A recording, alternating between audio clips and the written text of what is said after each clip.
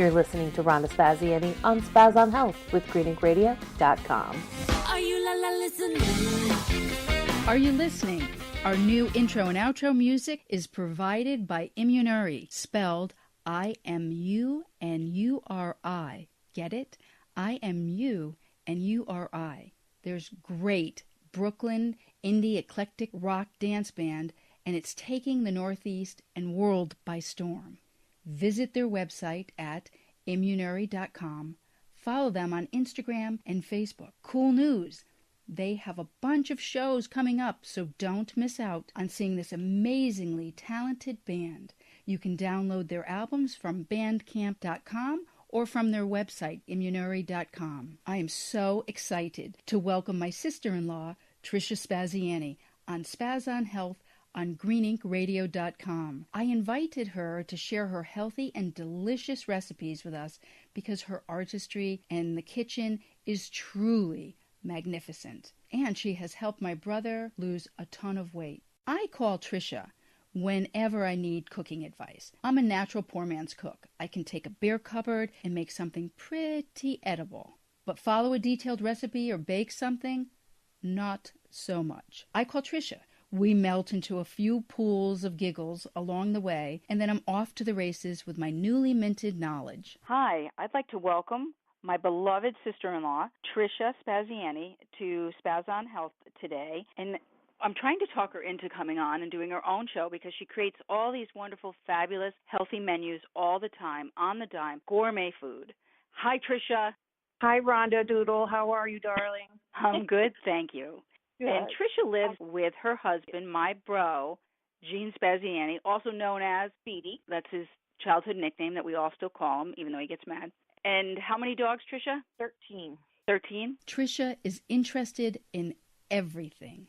She's a voracious reader and learner, an excellent athlete, but best of all, a loving sister-in-law. An animal lover, rescuer, activist, and rehabilitator, she is the proud mother of 13 dogs,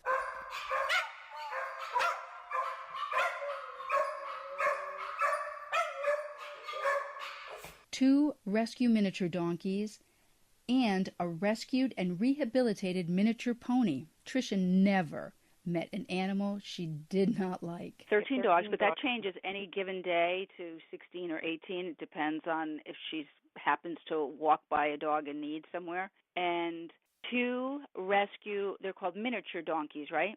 Yep, 2 mini donkeys, Jimmy and Joey, and a mini one-eye pony. Oh, that's right. In Little Forrest Gump, she saved him from death's door. Literally, they were going to euthanize him, and she saved him. And there's a story with every dog. As discussing with Trisha, we concluded that each featured menu will be related to a dog or a donkey or a mini pony. And so today's menu is Marley's Mother of a Brunch, which is a beautiful recommendation for a Mother's Day brunch.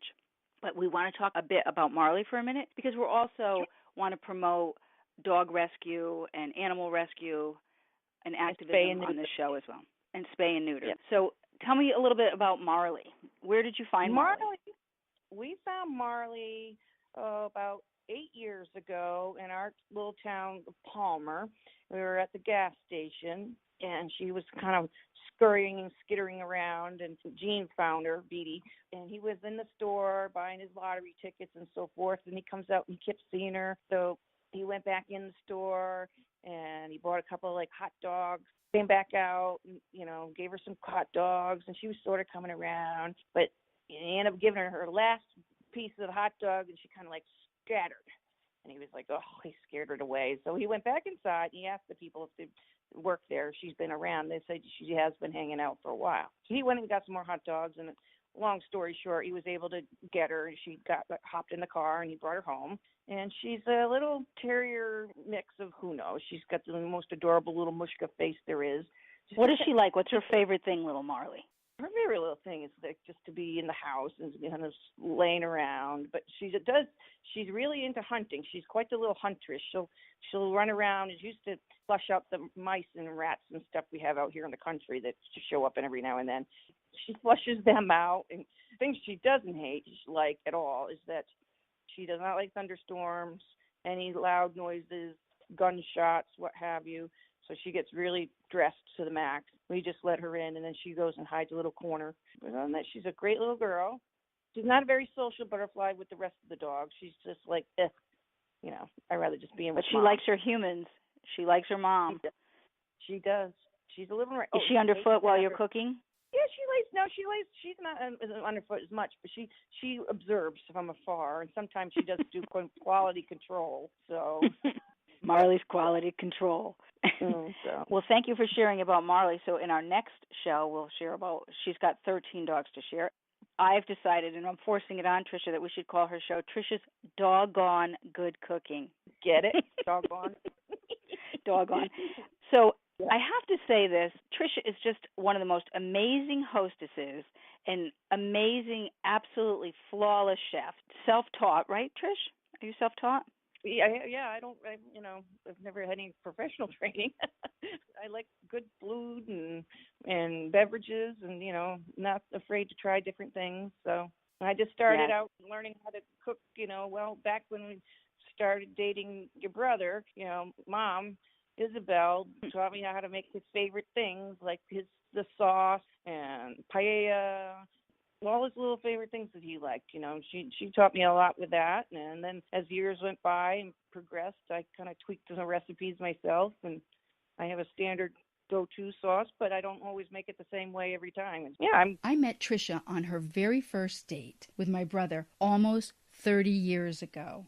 The three of us went water skiing. I think my brother fell in love with her on that date. I know I did. She was fearless, funny, adventuresome, and adorable.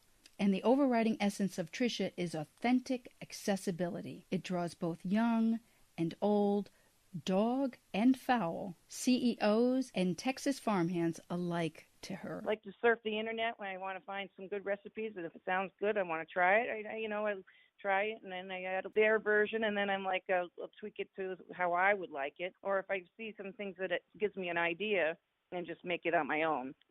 So. And Tricia always you always make all your recipes very much your own. If you hear any snoring in the background, Tricia, that's not me. Speaking of doggone good stuff, I have 3 sleeping dogs here, so you may hear it. Wait, let me see if I can give you like a real good sound of it. Maybe not. She stopped snoring right this minute. So I wanted to give you some dog snores to go with you. Yeah, Rhonda's snoring, and Reese's got a little snore these days too. So Mother's Day is coming up. Yes. And people traditionally like to either go out to dinner or create a nice brunch on Mother's Day because it's always on a Sunday, right? Mother's Day is always on a Sunday. Yeah. And that's a good brunch day. So you have this delicious, which I can't wait to hear about, delicious menu. Can you tell us like what you would recommend for a nice, not overly elaborate, doable Sunday brunch for those of us that are the less than talented in the kitchen? This can be served hot or cold, so you can make it ahead of time and leave it out room temperature or put it in the refrigerator. But it's better if it's like warm, my personal opinion. But I call it, say, like a breakfast rustica, which is always just like a stuffed piece pie, basically. So how do we make it? I start with it takes about an hour to make, and it bakes for an hour. So it bakes for an hour as well? An hour prep, an hour baking? Well, no, it's like a 10-minute to make and everything, but it takes about an hour and a quarter to bake. Okay. So, overall, I like it already now that I like the 10 minutes to make it. I was getting a little nervous when I heard an hour. No. No, and this is kind of an easy. What I liked about it was I do a little cheat thing. For the crust, I use the rolled crescent rolls that you can buy in the refrigerated section in their grocery store. Okay. How many packages? You use 2 of them. 2 packages. Okay.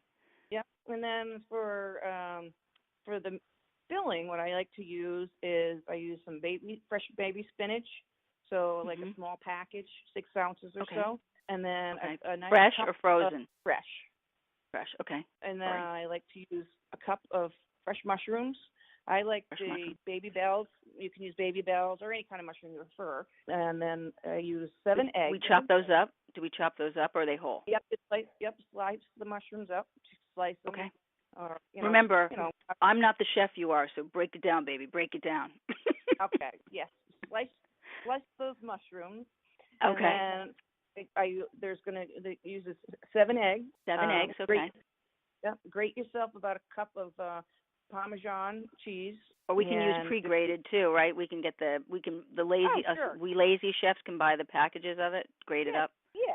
Just save yourself money by doing it yourself, but sure. Yeah. And don't use not the powdered kind, not that comes in a jar. You want an actual Parmesan, so not that fake, with the cellulose and stuff in it. Yeah.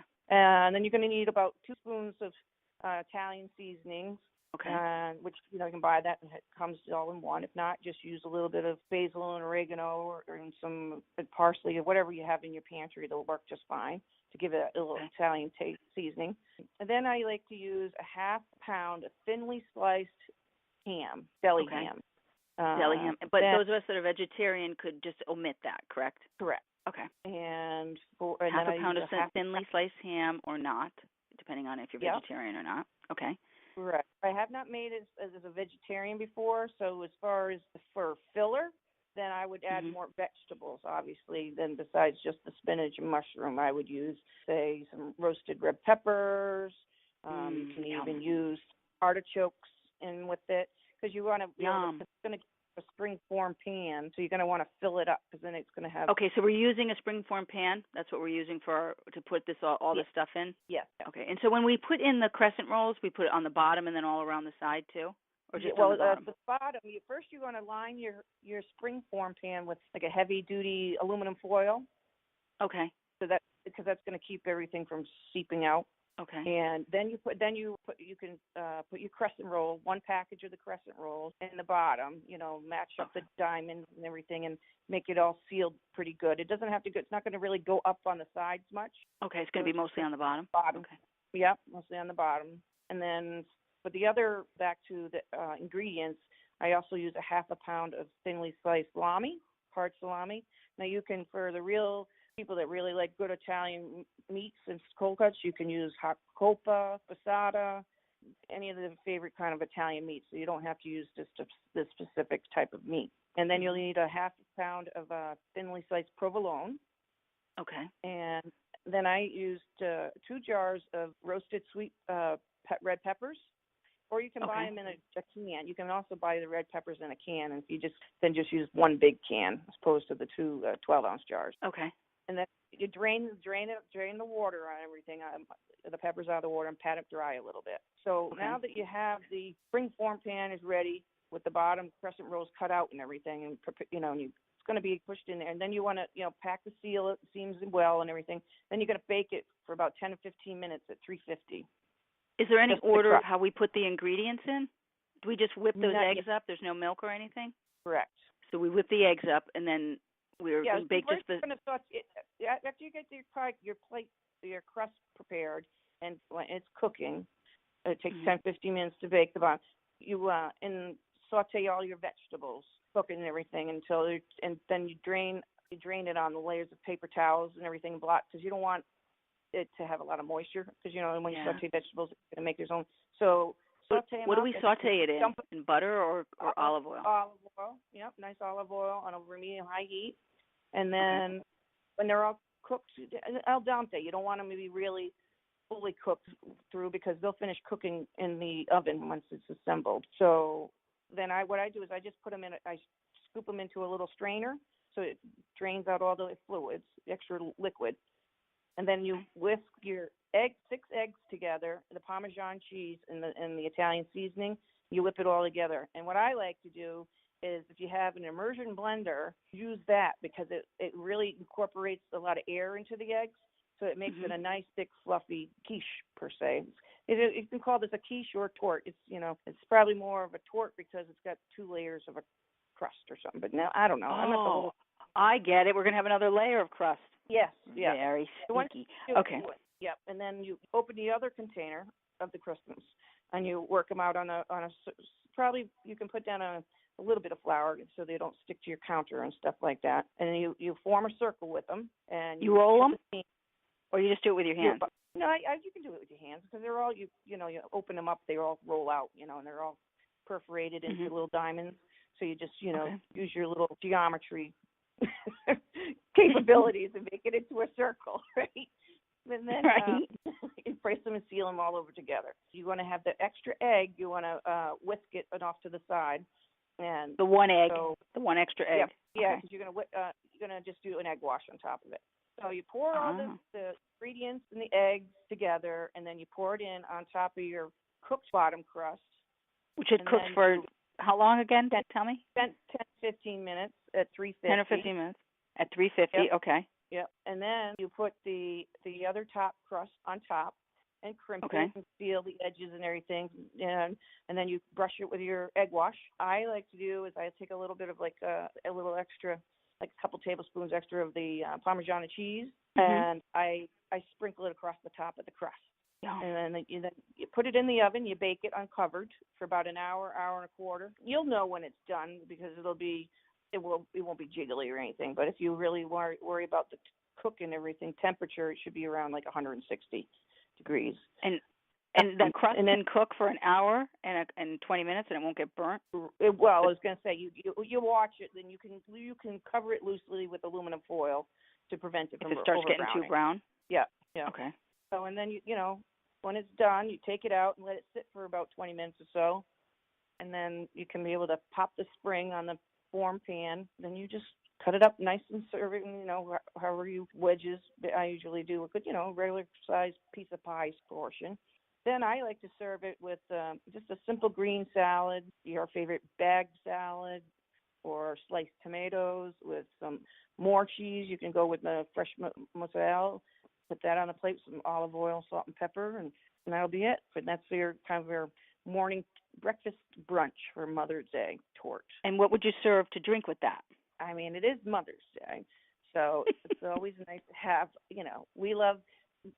My mom loves her prosecco's, so you can get a nice prosecco, and you can splash it with your favorite kind of grapefruit juice per se. Make it nice and light and lively. If you want to do an Aperol spritz, you can do that, which is just that Aperol is like a bitter orange liqueur, Italian liqueur with prosecco. Of course, for the ones that don't drink, you're welcome to use your favorite beverage, or say some nice apple cider, or get yourself a nice Pellegrino. Are always really good, and they come in great flavors now. My blood orange is my favorite. And then, nice little coffees, or, whatever your moms like to have with their brunch. Well, like prior to the interview, you had said something about maybe also offering blueberry muffins? Yes, Marley's muffin. Marley's blueberry muffin. Do you have a recipe for that, or just saying buy store-bought, or what would we do? No, I make them. They're easy to make. 2 cups of flour, about a teaspoon of salt, 3 teaspoons of baking powder, and fresh blueberries, though.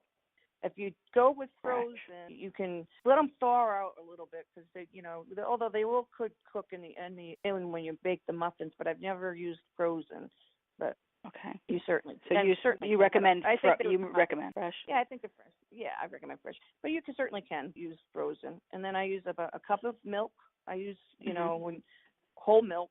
You most certainly can use skim milk, or and you can also, if you wanted to, if people are lactose intolerant, you can also use like almond milk or cashew milk, whatever the milk that people like. Then I use 4 tablespoons of good honey. And 4 tablespoons of good honey. Wow. And then what about the blueberries? How much of the blueberries? I'm sorry, I think I cut you off. About a half a cup to a cup.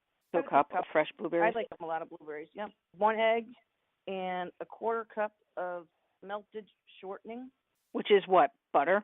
No, shortening is Crisco. Crisco, yeah.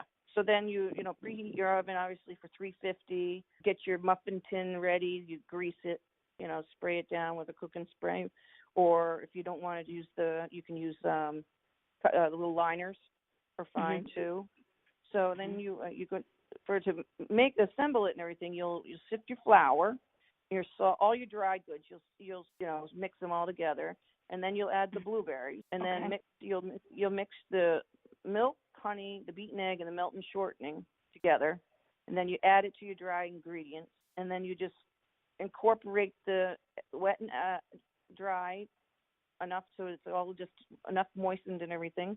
And then you'll fill your muffin tins and you bake it for 20-25 minutes. And what you can I really want this brunch right now. Can you come make it for me right now? I'm really grooving now. I'd rather just have the blueberry muffins. Oh man! And then what else you were going to say? Then you can do something else special. When you want to put for a little, you get some of that. You can get candied. Call it.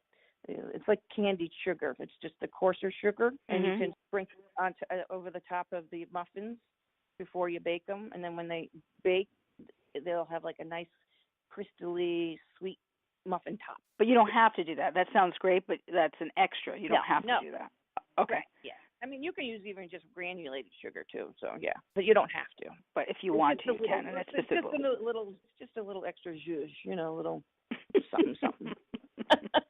And then do you serve that with butter, or how do you serve? You serve those warm, I assume. Yeah, warm would be great. Yes, not, certainly with any kind of butter that you like. If you're going to use butter, you might as well use the real thing. And that, can't believe it's not butter stuff. And then you bake those at 350 too? Yep, 350.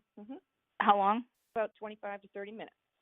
So while the tort's cooking, you could add those in afterwards for like the last. Oh, absolutely.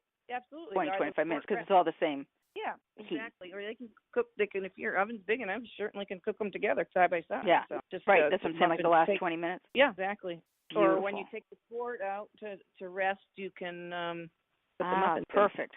That'd be perfect timing. So when you take that tort out, throw in those blueberry muffins, and you are good to go. Then you have a warm tort and nice hot fresh mushrooms. Mm-hmm. Oh man, I wish I was there now eating that. I would like the. I wish you were too. Prosecco mimosa. I would get eating all these muffins. Yum. So, and also, I just want to clue in our listeners that they can get we'll be posting the written recipes on the blog at www.greeninkradio.com, and just click on the menu and you can click on blog, and the recipe is all available on greeninkradio.com too, as well as our blog. So thank you, Tricia, so much. I can't wait. So we want Tricia to have her own show. We want her to share with us on a regular basis these fabulous recipes. My God. Thank you for coming on to Spaz on Health and telling me about this fabulous Marley's Mother of a Brunch, which is delicious, which I'm a vegetarian, so I would change it to the vegetarian menu, but it sounds fabulous. Yeah, absolutely. Well, the blueberry muffins, they're all, that's vegetarian. Yeah, but and the salad, the only thing I'd have to do is take out the meat. Yeah, exactly. Put in all your favorite little veggies, Yeah. And it comes out perfectly. Yeah, with all the cheese and everything in it. The key is, too, to let it sit for a little bit so it can just firm up. Otherwise, when you cut into it when it's freshly hot, it's just going to kind of lose its shape. Tricia is the cowboy boot-wearing hostess with the mostest. She is called upon to entertain elaborate meals and down-home barbecues on short notice for her executive husband and his business associates. Her recipes are spectacular. Her dog advice is canine divine. Her infectious laugh is delightful, and you accompany all of this with a glass of wine from her husband's world-class wine cellar. Side note, he's a Texan now, so all wines American get pride of place. Every time I visit their fabulous ranch house, I am loath to go home. The hospitality is so fine. We are hopeful here at Green Ink Radio that Tricia will continue to share her talents, cordiality, and spirit with all of us.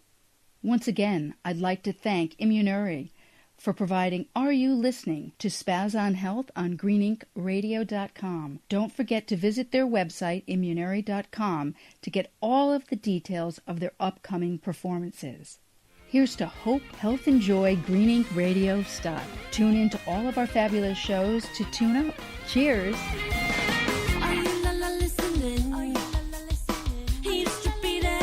He's strippy there. Are you la la la looking? Oh, I should need it. I should need it. Thanks for listening to Rhonda on Spaz on Health. Tune in to greeninkradio.com to rock your best life.